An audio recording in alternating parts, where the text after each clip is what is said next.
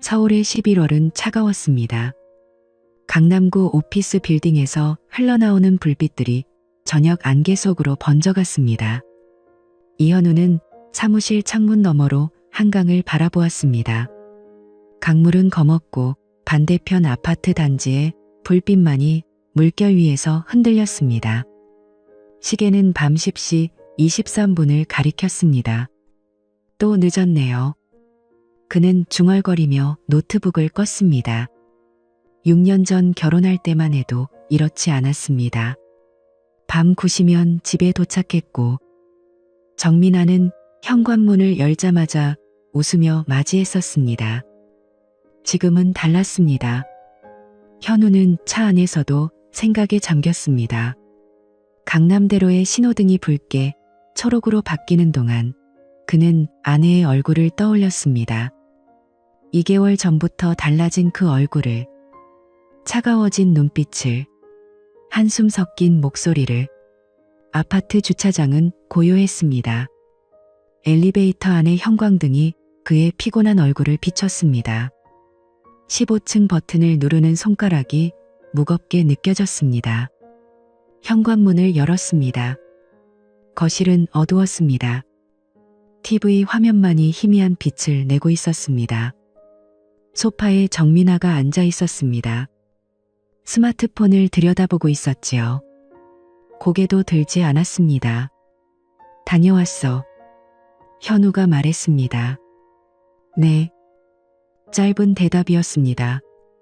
미나는 여전히 화면을 보고 있었습니다. 손가락이 빠르게 움직였습니다. 누군가와 메시지를 주고받는 듯 했습니다. 현우는 넥타이를 풀며 침실로 향했습니다. 복도를 지나다 거울 속 자신을 보았습니다. 34세. 소프트웨어 개발자. 연봉구 500만 원. 강남에 있는 32평 아파트 소유주. 겉으로 보기엔 성공한 삶이었습니다. 하지만 뭔가 잘못되어 가고 있었습니다. 처음 이상함을 느낀 건 3개월 전이었습니다. 당신 요즘 왜 그래? 현우가 물었던 날이 있었습니다. 미나는 설거지를 하다 멈췄습니다. 물방울이 손끝에서 떨어졌습니다. 뭐가요? 말투가 차가워진 것 같아서. 미나는 웃었습니다. 웃음이라기보다는 비웃음에 가까웠습니다. 제가 차가운가요? 당신이 너무 바빠서 못 느끼셨던 거 아닌가요? 그 말에 현우는 할 말을 잃었습니다. 맞았습니다. 그는 바빴습니다. 새 프로젝트 때문에 집에 오는 시간이 늦어졌고 주말에도 가끔 출근했습니다. 미나의 아트 테라피 스튜디오는 잘 되고 있었고 그래서 그는 아내가 이해해 줄 거라 생각했습니다. 하지만 이해는 없었습니다. 미나는 저녁을 만들지 않게 되었습니다. 배달 음식 포장지가 쓰레기통에 쌓였습니다. 현우가 퇴근하면 미나는 이미 소파에 앉아 있었고 그는 혼자 편의점 도시락을 데워 먹었습니다. 대화도 줄었습니다. 오늘 스튜디오는 어땠어? 그냥요. 손님 많았어? 보통이요. 끝이었습니다. 더 이상 물을 게 없었습니다. 그러던 어느 날 밤 미나가 말했습니다. 상담 받으려고요. 상담? 심리 상담이요. 요즘 감정 조절이 안 돼서요. 현우는 놀랐습니다. 동시에 안도했습니다. 아내가 스스로 도움을 청하는 건 좋은 신호라고 생각했습니다. 좋은 생각이야. 어디서 받을 건데? 스타 심리 발달센터요. 강남역 근처에 있어요. 유명한 곳이야? 네. 강준호 박사님이 운영하시는 곳이에요. TV에도 나오시는 분이요. 현우는 고개를 끄덕였습니다. 그는 그 이름을 어디선가 들어본 것 같았습니다. 예능 프로그램에서였을까요? 아니면 유튜브에서였을까요? 비용은 얼마나 해? 회당 15만 원이요. 일주일에 2번, 화요일하고 금요일이요. 그래, 받아봐. 도움이 될 거야. 그날 밤 현우는 안심하고 잠들었습니다. 문제는 해결될 거라고 믿었습니다. 하지만 상담이 시작된 후 상황은 더 나빠졌습니다. 미나는 화요일과 금요일 저녁마다 외출했습니다. 평소보다 화장을 진하게 했습니다. 향수도 뿌렸습니다. 현우는 처음엔 아무 생각도 하지 않았습니다. 상담받으러 가는 건데 뭐가 이상하겠습니까? 그런데 돌아온 미나의 태도가 달랐습니다. 상담 전보다 더 차갑고 더 공격적이었습니다. 사소한 일로 화를 냈습니다. 현우가 신발을 현관에 가지런히 놓지 않았다고, 쓰레기를 분리수거하지 않았다고, 수건을 제자리에 걸지 않았다고. 당신은 항상 그래요. 신경을 안 써요. 미안해. 내가 피곤해서. 피곤한 건 나도 마찬가지예요. 그리고 미나는 침실이 아닌 거실 소파에서 자기 시작했습니다. 처음엔 하룻밤이었습니다. 그 다음엔 이틀, 사흘. 결국 일주일이 되었습니다. 현우는 아내에게 물었습니다. 상담은 도움이 돼? 네, 많이요. 미나는 웃었습니다. 하지만 그 웃음은 현우를 향한 게 아니었습니다. 스마트폰 화면을 보며 짓는 웃음이었습니다. 현우는 그 순간 이상함을 느꼈습니다. 그건 6년 동안 한 번도 본 적 없는 표정이었습니다. 밝고 부드럽고 행복해 보이는 웃음이었습니다. 하지만 그 웃음은 그를 향하지 않았습니다. 2달이 흘렀습니다. 현우는 달력을 보았습니다. 미나가 상담을 시작한 지 8주째였습니다. 화요일과 금요일, 붉은색 동그라미가 그려진 날짜들이 줄지어 있었습니다. 16번의 상담이었습니다. 그런데 나아진 건 아무것도 없었습니다. 아니, 더 나빠졌습니다. 금요일 저녁 7시였습니다. 현우는 서재에서 노트북을 켜고 앉아 있었습니다. 거실에서 소리가 들렸습니다. 화장대 서랍을 여닫는 소리, 향수를 뿌리는 소리, 옷걸이가 부딪히는 소리. 30분 후 미나가 거실을 가로질러 현관으로 향했습니다. 현우는 문틈으로 그녀를 보았습니다. 베이지색 코트에 검은색 원피스. 머리는 가볍게 웨이브를 넣었고 립스틱은 평소보다 진했습니다. 그녀는 거울을 보며 머리카락을 쓸어 넘겼습니다. 표정이 밝았습니다. 상담받으러 가는 사람의 얼굴이 아니었습니다. 현우는 가슴이 조여왔습니다. 다녀올게요. 미나가 말했습니다. 목소리는 가벼웠습니다. 응, 조심해서. 현우가 대답했습니다. 목소리는 평온했습니다. 문이 닫혔습니다. 현우는 시계를 보았습니다. 7시 31분이었습니다. 상담은 8시에 시작해서 9시에 끝난다고 했습니다. 그런데 최근 들어 미나는 10시, 11시에 돌아왔습니다. 산책했어요. 머리 좀 식히려고요. 그녀는 그렇게 말했습니다. 하지만 얼굴에는 추위의 흔적이 없었습니다. 오히려 뺨이 발그레했고 눈빛은 반짝였습니다. 현우는 그날 밤을 기억했습니다. 지난주 금요일 미나가 11시 15분에 돌아왔던 밤을 말입니다. 그녀는 현관에서 신발을 벗으며 웃고 있었습니다. 스마트폰을 보며 웃고 있었습니다. 그 웃음은 현우는 눈을 감았습니다. 그 웃음은 그가 6년 동안 한 번도 받아본 적 없는 웃음이었습니다. 화요일 밤이었습니다. 미나는 샤워를 하고 있었습니다. 욕실 문틈으로 물 흐르는 소리가 들렸습니다. 현우는 거실을 서성였습니다. 소파 옆 테이블 위에 미나의 핸드백이 놓여 있었습니다. 검은색 가죽 가방이었습니다. 그는 멈춰 섰습니다. 심장이 빨라졌습니다. 안 돼. 이러면 안 돼. 하지만 손은 이미 가방을 향해 움직이고 있었습니다. 지퍼를 열었습니다. 조심스럽게 소리 나지 않게. 안에는 지갑, 휴대폰 보조 배터리, 립스틱, 손거울이 있었습니다. 그리고 플라스틱 카드 하나가 튀어나와 있었습니다. 현우는 그것을 집어들었습니다. 스타 심리발달센터, 스타 사이콜로지컬 디벨롭먼트 센터 출입카드, 액세스 칼. 뒷면에는 자기 띠가 있었고 작은 글씨로 주소가 적혀 있었습니다. 서울시 강남구 테헤란로 베스베스길 23, 5층. 현우는 카드를 사진으로 찍었습니다. 그리고 원래 자리에 돌려놓았습니다. 욕실 문이 열렸습니다. 현우는 재빨리 자리를 떠나 침실로 향했습니다. 미나가 물기를 닦으며 나왔습니다. 뭐해요?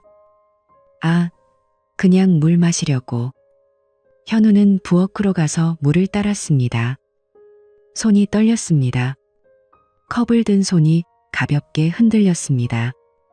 다음 날 현우는 회사에서 검색했습니다. 강준호 박사. 검색 결과가 쏟아졌습니다. 유튜브 영상, 뉴스 기사, 블로그 포스팅. 그는 유명한 사람이었습니다. 사진을 클릭했습니다. 화면에 한 남자가 나타났습니다. 30대 후반으로 보였습니다. 깔끔하게 빗어 넘긴 머리, 뿔테 안경, 정장 차림. 카메라를 향해 웃고 있었습니다. 현우는 그 미소를 보았습니다. 완벽했습니다. 너무 완벽했습니다. 치아는 하얗고 입꼬리는 적당히 올라가 있었습니다. 눈은 초승달 모양이었습니다. 하지만 현우는 알 수 있었습니다. 그건 연습된 미소였습니다. 계산된 미소였습니다. TV와 강연을 위한, 사람들을 끌어들이기 위한 미소였습니다. 가짜였습니다. 현우는 사진을 오래 바라보았습니다. 가슴속에서 무언가 차갑게 굳어가는 느낌이었습니다. 금요일이었습니다. 현우는 오후 4시에 조퇴했습니다. 팀장에게 핑계를 댔습니다. 치과 예약이 있다고 했습니다. 그는 차를 몰고 강남역으로 향했습니다. 테헤란로를 지나 좁은 골목으로 들어갔습니다. 5층짜리 건물이 보였습니다. 간판에 스타 심리발달센터라고 써 있었습니다. 현우는 건물 맞은편에 있는 카페에 들어갔습니다. 창가 자리에 앉았습니다. 센터 입구가 보이는 자리였습니다. 아메리카노를 주문했습니다. 그리고 기다렸습니다. 6시 50분 미나가 나타났습니다. 그녀는 베이지색 코트를 입고 있었습니다. 머리는 단정하게 묶었고 걸음걸이는 가벼웠습니다. 그녀는 건물로 들어갔습니다. 현우는 숨을 멈췄습니다. 시간이 느리게 흘렀습니다. 8시 50분 불이 꺼졌습니다. 9시 5분 미나가 나왔습니다. 하지만 혼자가 아니었습니다. 남자가 함께였습니다. 강준호였습니다. 사진에서 본 그 남자였습니다. 두 사람은 건물 앞에 서서 이야기했습니다. 거리가 가까웠습니다. 너무 가까웠습니다. 강준호가 웃었습니다. 미나도 웃었습니다. 현우는 그 광경을 보았습니다. 미나의 웃음을 보았습니다. 그녀는 고개를 살짝 기울였습니다. 손으로 머리카락을 귀 뒤로 넘겼습니다. 입술에 미소가 머물렀습니다. 그건 현우가 아는 정민아가 아니었습니다. 그건 낯선 여자였습니다. 행복해 보이는, 설레는, 살아있는 여자였습니다. 두 사람은 10분 넘게 이야기했습니다. 그리고 각자의 방향으로 걸어갔습니다. 현우는 차 안에 앉아 있었습니다. 손이 차가웠습니다. 온몸이 차가웠습니다. 그는 핸들을 움켜쥐었습니다. 숨을 깊게 들이마셨습니다. 내쉬었습니다. 그리고 생각했습니다. 증거가 필요해. 확실한 증거가. 그는 스마트폰을 꺼냈습니다. 검색창에 입력했습니다. 사설 탐정, 서울 강남. 결과가 나타났습니다. 현우는 첫 번째 번호를 눌렀습니다. 신호음이 3번 울렸습니다. 여보세요. 탐정사무소입니다. 의뢰하고 싶은 게 있습니다. 현우의 목소리는 차분했습니다. 하지만 그의 눈빛은 차가웠습니다. 결심한 사람의 눈빛이었습니다. 일주일이 걸렸습니다. 탐정은 조용한 사람이었습니다. 40대 후반, 회색 재킷에 검은색 모자를 쓴 남자였습니다. 그는 약속 장소인 홍대 입구역 근처 카페에 정확히 10시에 도착했습니다. 이현우 씨 맞으시죠? 네. 두 사람은 구석자리에 앉았습니다. 탐정은 갈색 봉투를 꺼냈습니다. 두툼했습니다. 확인해 보시겠습니까? 현우는 고개를 끄덕였습니다. 봉투를 열었습니다. 사진들이 쏟아져 나왔습니다. 첫 번째 사진, 미나와 강준호가 센터 앞에서 이야기하는 모습. 거리가 가까웠습니다. 두 번째 사진, 두 사람이 골목길을 걸어가는 모습. 나란히 걸었습니다. 세 번째 사진, 오피스텔 건물 앞. 강준호가 카드키로 문을 여는 모습.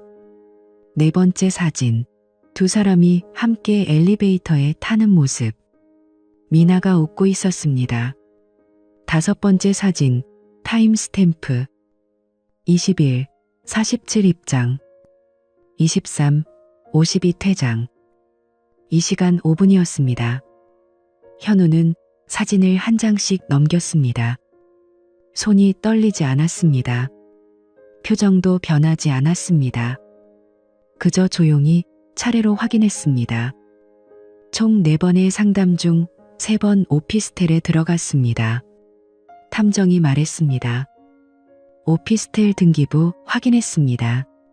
강준호 명의입니다.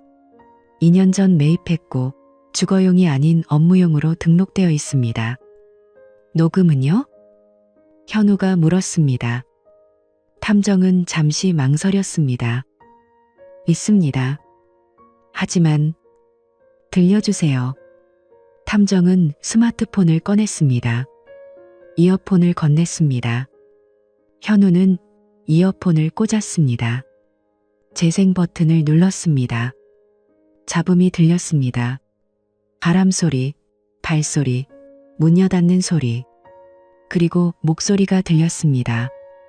다음 주에는 좀 더 일찍 만날 수 있을까요? 미나의 목소리였습니다. 평소와 달랐습니다. 부드러웠습니다. 달콤했습니다. 현우는 그런 목소리를 들어본 적이 없었습니다. 당연하지. 나도 그러고 싶은데. 강준호의 목소리였습니다. 보고 싶을 거예요. 벌써 보고 싶은데. 웃음소리가 들렸습니다. 현우는 이어폰을 뺐습니다. 탐정이 조심스럽게 물었습니다. 괜찮으십니까? 네. 현우의 목소리는 평온했습니다. 비용은 얼마입니까? 270만 원입니다. 계좌 알려주세요. 그날 저녁 현우는 변호사 사무실에 갔습니다.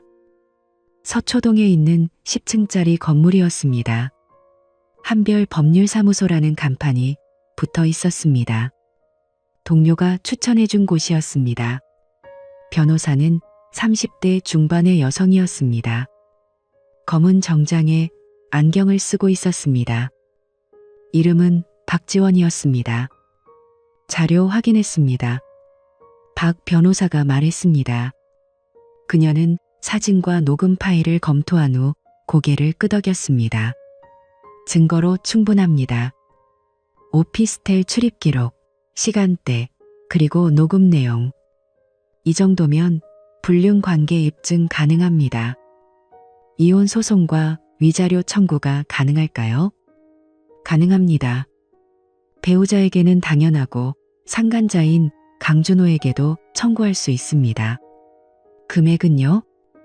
케이스마다 다르지만 결혼기간, 귀책 사유, 정신적 피해를 고려하면 배우자에게 2. 0만 원에서 3. 0만 원, 상간자에게 1. 500만 원에서 2. 500만 원 정도 예상됩니다. 현우는 조용히 들었습니다. 하나 더 할 수 있는 게 있습니다. 박 변호사가 말했습니다. 한국심리학회 윤리위반 신고입니다. 내담자와의 부적절한 관계는 명백한 윤리 강령 위반입니다. 자격 정지나 박탈까지 가능합니다. 현우는 고개를 끄덕였습니다. 모두 진행하고 싶습니다. 한 가지 부탁드릴 게 있습니다. 네. 서류 준비하는 2주 동안 평소처럼 행동해 주세요. 절대 눈치채게 하지 마세요. 박 변호사의 눈빛이 날카로웠습니다. 준비가 끝나면 동시에 타격하는 겁니다. 도망갈 틈을 주지 않는 거죠. 현우는 미소 지었습니다. 차가운 미소였습니다. 그렇게 하겠습니다. 2주가 흘렀습니다. 현우는 연기했습니다. 평소처럼 출근하고 평소처럼 퇴근했습니다. 미나에게 평소처럼 다녀왔어라고 인사했습니다. 그녀가 상담 간다고 할 때도 조심해서라고 말했습니다. 하지만 밤마다 현우는 잠들지 못했습니다. 미나가 소파에서 자는 동안 현우는 침실에 누워 천장을 바라보았습니다. 어둠 속에서 그는 강준호의 얼굴을 떠올렸습니다. 미나의 웃음을 떠올렸습니다. 녹음 파일 속 목소리를 떠올렸습니다. 분노는 없었습니다. 슬픔도 없었습니다. 다만 차갑고 단단한 결의만이 있었습니다. 2주 후 박 변호사에게서 연락이 왔습니다. 준비 끝났습니다. 내일 오전 10시에 사무실로 오세요. 다음 날 현우는 서류를 받았습니다. 이혼 청구 및 위자료 청구해소. 피고일 정민아, 피고이 강준호. 청구 금액 5. 300만 원. 그리고 또 다른 봉투가 있었습니다. 한국심리학회 윤리위원회 신고서. 직접 전달하시겠습니까? 박 변호사가 물었습니다. 네, 제가 하겠습니다. 배우자 먼저 만나시고 상간자는 그 다음에 하세요. 시간차를 두지 마세요. 같은 날 해야 합니다. 알겠습니다. 현우는 서류를 가방에 넣었습니다. 금요일 오후 3시였습니다. 현우는 미나의 스튜디오로 갔습니다. 아트힐링 스튜디오라는 간판이 걸려 있었습니다. 2층 건물의 1층이었습니다. 문을 열었습니다. 벨소리가 울렸습니다. 미나가 나왔습니다. 앞치마를 두르고 있었습니다. 손에 물감이 묻어 있었습니다. 왜 여기 와요? 그녀의 표정이 굳었습니다. 현우는 가방에서 봉투를 꺼냈습니다. 이거 받아. 뭔데요? 미나는 봉투를 받았습니다. 열었습니다. 서류를 꺼내 읽기 시작했습니다. 그녀의 얼굴이 하얗게 변했습니다. 이게 뭐예요? 이혼 소장이야. 읽어보면 알 거야. 당신이 날 미행했어? 미나의 목소리가 떨렸습니다. 미행이 아니라 조사야. 합법적인 조사. 당신 때문이에요. 당신이 날 이렇게 만든 거라고요. 미나가 소리쳤습니다. 현우는 표정을 바꾸지 않았습니다. 변명은 법정에서 해. 그는 돌아섰습니다. 법원에서 보자. 문이 닫혔습니다. 뒤에서 무언가 깨지는 소리가 들렸습니다. 오후 5시 현우는 스타 심리발달센터로 갔습니다. 5층 사무실 문을 열었습니다. 강준호가 책상에 앉아 있었습니다. 그는 놀란 표정으로 현우를 보았습니다. 누구세요? 이현우입니다. 정민아 남편. 강준호의 얼굴이 굳었습니다. 현우는 봉투를 책상 위에 던졌습니다. 소장이랑 신고서 들어있어요. 확인해 보세요. 강준호는 서류를 꺼냈습니다. 읽기 시작했습니다. 그의 손이 떨렸습니다. 이건 오해입니다. 우린 상담. 녹음 파일 들어보시겠습니까? 현우가 말했습니다. 강준호는 입을 다물었습니다. 합의하고 싶습니다. 제가 돈을. 필요 없어요. 현우는 차갑게 말했습니다. 법정에서 만나죠. 그는 문을 열고 나갔습니다. 엘리베이터 안에서 현우는 깊게 숨을 쉬었습니다. 시작되었습니다. 무너뜨릴 시간이었습니다. 첫 공판은 3월 둘째 주 목요일이었습니다. 서울 가정법원 3층 법정이었습니다. 창밖으로는 봄비가 내리고 있었습니다. 회색 하늘 아래 법원 건물은 차갑고 무거워 보였습니다. 현우는 박지원 변호사와 함께 원고석에 앉았습니다. 맞은편 피고석에 미나가 앉아 있었습니다. 그녀 옆에는 변호사가 있었습니다. 젊은 남자였습니다. 강준호는 보이지 않았습니다. 재판장이 입장했습니다. 50대 중반으로 보이는 여성 판사였습니다. 피고 2번, 강준호 씨는 출석하지 않았습니까? 서기가 대답했습니다. 출석 통지서를 발송했으나 응답이 없습니다. 판사는 서류를 넘겼습니다. 그럼 재판을 시작하겠습니다. 재판은 간결했습니다. 박 변호사가 증거를 제출했습니다. 사진, 출입기록, 녹음 파일. 하나하나 확인되었습니다. 미나의 변호사가 반박했습니다. 원고는 피고가 정서적으로 고립되도록 만들었습니다. 과도한 업무로 가정을 방치했고 박 변호사가 끼어들었습니다. 혼인관계에 어려움이 있다 해도 외도는 정당화될 수 없습니다. 피고는 배우자에 대한 신뢰 의무를 위반했습니다. 판사는 고개를 끄덕였습니다. 미나는 고개를 숙이고 있었습니다. 그녀의 어깨가 작게 떨렸습니다. 현우는 그녀를 바라보았습니다. 아무 감정도 느껴지지 않았습니다. 법정을 나왔을 때 미나가 복도에서 기다리고 있었습니다. 현우야. 그녀가 불렀습니다. 목소리가 갈라져 있었습니다. 현우는 멈춰 섰습니다. 우리 다시 생각해 볼 수 없을까? 미나가 말했습니다. 눈가가 붉었습니다. 내가 잘못했어. 정말 미안해. 한 번만 용서해줘. 현우는 그녀를 보았습니다. 지금 그게 진심이야? 그래, 진심이야. 내가 정말. 아니야? 현우가 말을 끊었습니다. 지금 당신이 후회하는 건 나한테 한 일이 아니야. 들킨 거야. 대가를 치러야 한다는 거지.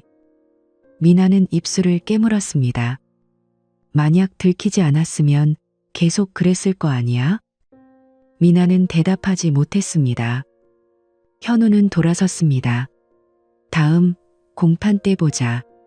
그 주 금요일 한국심리학회에서 연락이 왔습니다.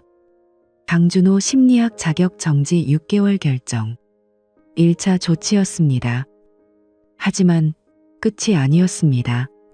다음 주 피해자들이 나타나기 시작했습니다. 온라인 커뮤니티에 글이 올라왔습니다. 익명 게시판이었습니다. 스타센터 강준호. 저도 피해자입니다. 상담받다가 부적절한 제안 받았어요. 남편이랑 상담받았는데 따로 연락 오더라고요. 댓글이 수백 개 달렸습니다. 언론이 움직였습니다. 유명 심리학자 강준호, 윤리 위반 논란, 내담자와 부적절한 관계, 자격 정지, 기사가 쏟아졌습니다. 4월 초 현우는 강남역 근처를 지나갔습니다. 스타 심리 발달 센터가 있던 건물 앞이었습니다. 간판이 내려져 있었습니다. 유리문에는 임대라는 스티커가 붙어 있었습니다. 현우는 잠시 그 앞에 섰습니다. 빈 건물이었습니다. 불이 꺼져 있었고 먼지가 쌓여 있었습니다. 그는 사진을 찍지 않았습니다. 오래 서 있지도 않았습니다. 그저 확인했습니다. 끝났구나. 그렇게 생각했습니다. 5월 두 번째 공판이 있었습니다. 이번에도 강준호는 나타나지 않았습니다. 판사가 말했습니다. 피고 이번에 대한 공시송달을 진행하겠습니다. 공시송달. 행방을 알 수 없는 사람에게 하는 최후 통지였습니다. 미나의 변호사가 재산분할 협상을 제안했습니다.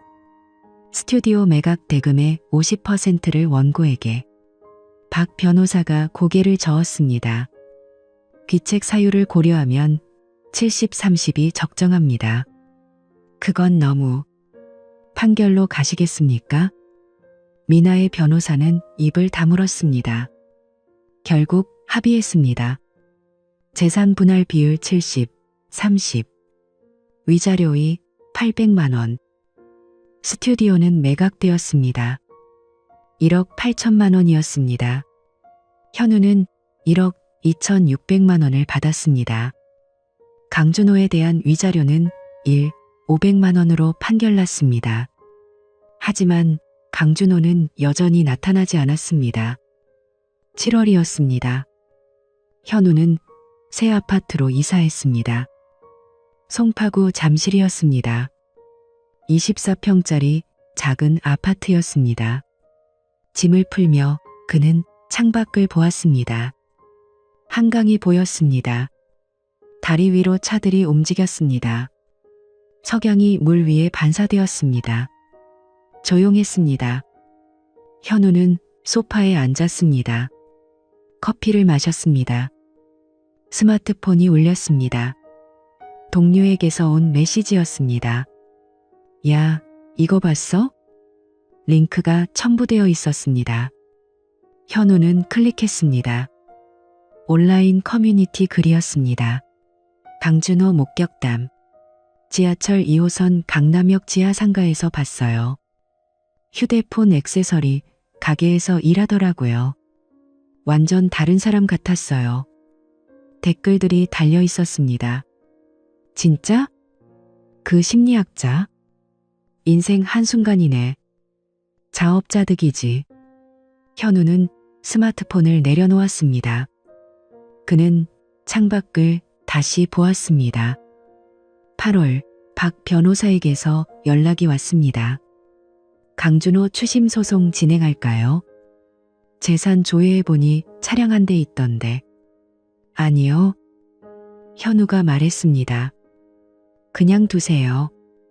확실하십니까? 네. 충분합니다. 전화를 끊은 후 현우는 통장을 확인했습니다.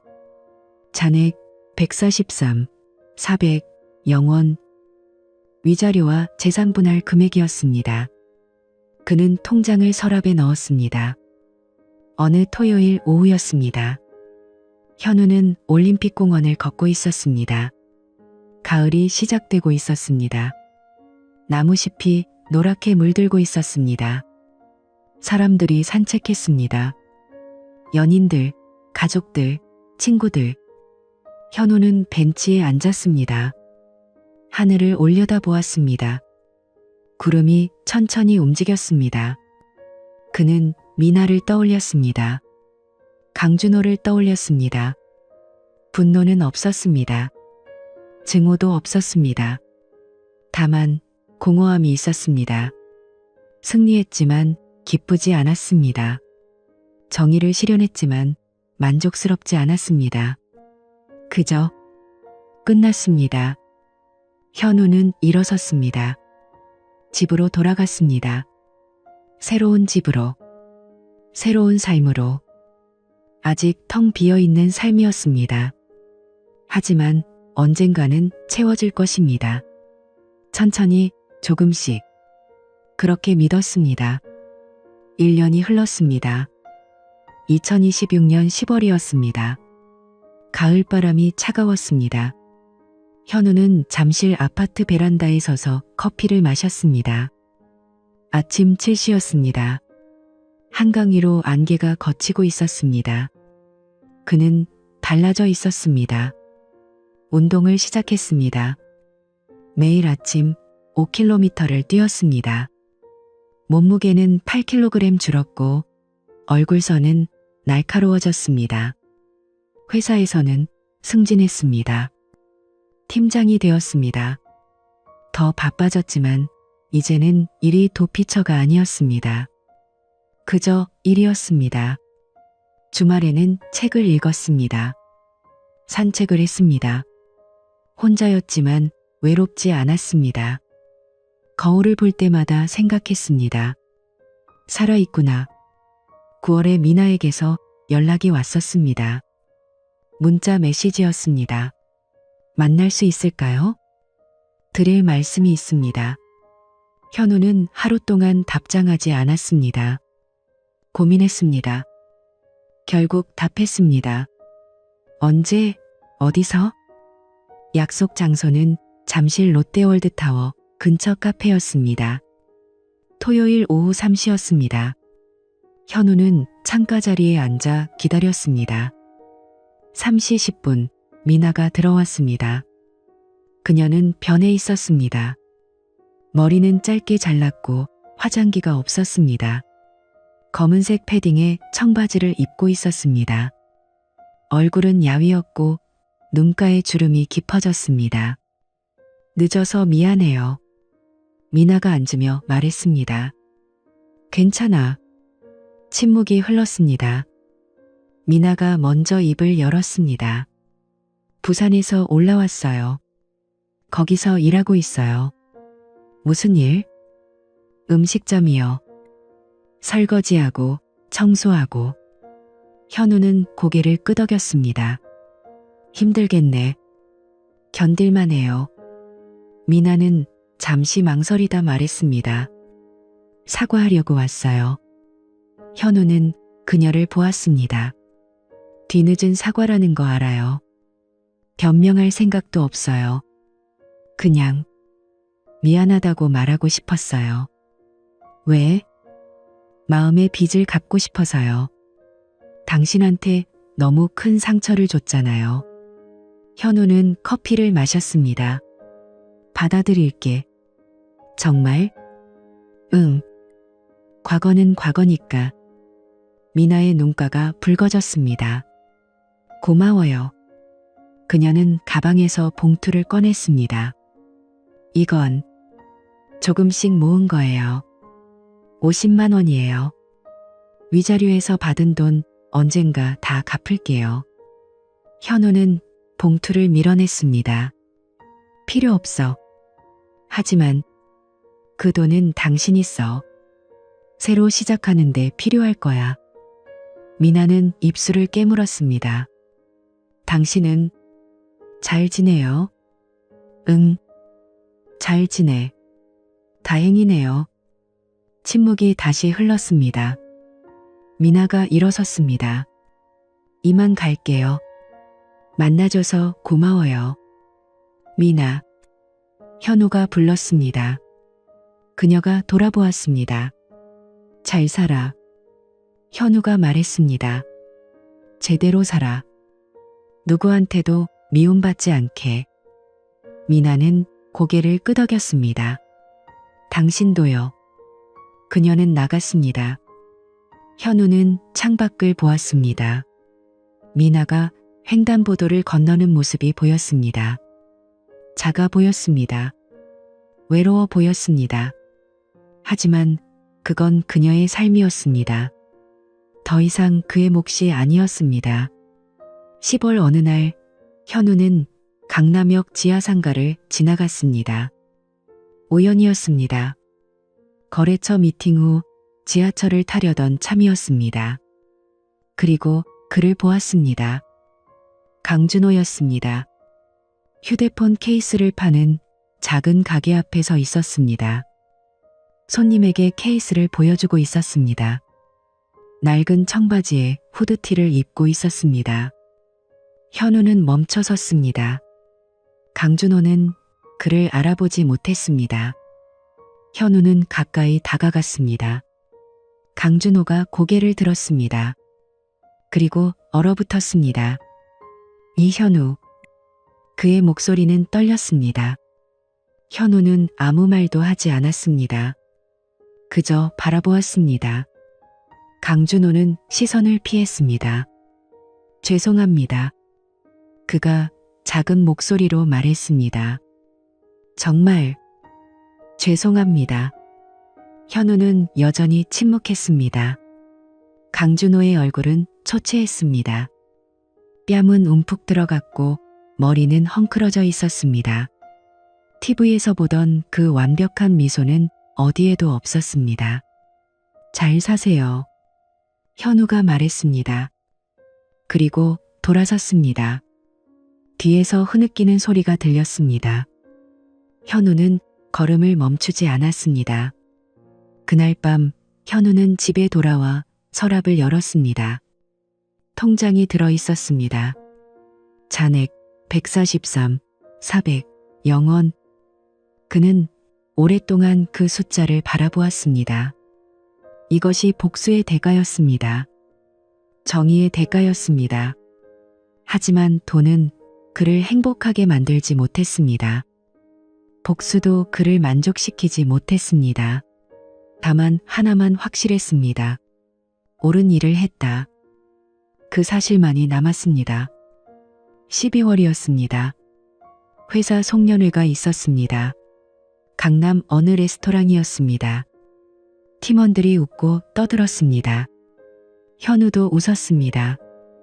억지 웃음이 아니었습니다. 후배 여직원이 물었습니다. 팀장님, 요즘 좋아 보이세요? 무슨 좋은 일 있어요? 현우는 웃으며 대답했습니다. 글쎄, 그냥 평범한 일상이 좋더라고. 평범한 게 제일 어려운 거잖아요. 맞아. 그래서 소중한 거지. 귀가길 현우는 한강변을 걸었습니다. 겨울바람이 차가웠습니다. 강물은 검었고 다리 위에 불빛들이 반짝였습니다. 그는 멈춰서서 강을 바라보았습니다. 1년 전 그는 이 강을 보며 공허함을 느꼈습니다. 지금은 달랐습니다. 공허함 대신 고요함이 있었습니다. 분노 대신 평온함이 있었습니다. 미움 대신 이해가 있었습니다. 미나는 미나대로, 강준호는 강준호대로 각자의 대가를 치르고 있었습니다. 그리고 현우는 현우대로 자신의 삶을 살고 있었습니다. 그것으로 충분했습니다. 2027년 1월이었습니다. 새해 첫날, 현우는 혼자 남산타워에 올랐습니다. 서울이 내려다 보였습니다. 건물들, 도로들, 사람들. 그는 주머니에서 작은 메모지를 꺼냈습니다. 1년 전에 쓴 것이었습니다. 복수가 끝나면 뭐가 남을까? 현우는 그 글을 읽었습니다. 그리고 답을 알았습니다. 나 자신이 남는다. 다시 살아갈 기회가 남는다. 올바르게 살아갈 책임이 남는다. 그는 메모지를 찢었습니다. 바람에 날려보냈습니다.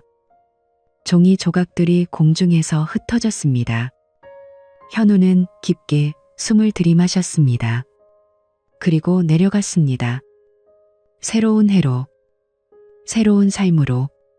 과거는 끝났습니다. 미래가 기다리고 있었습니다.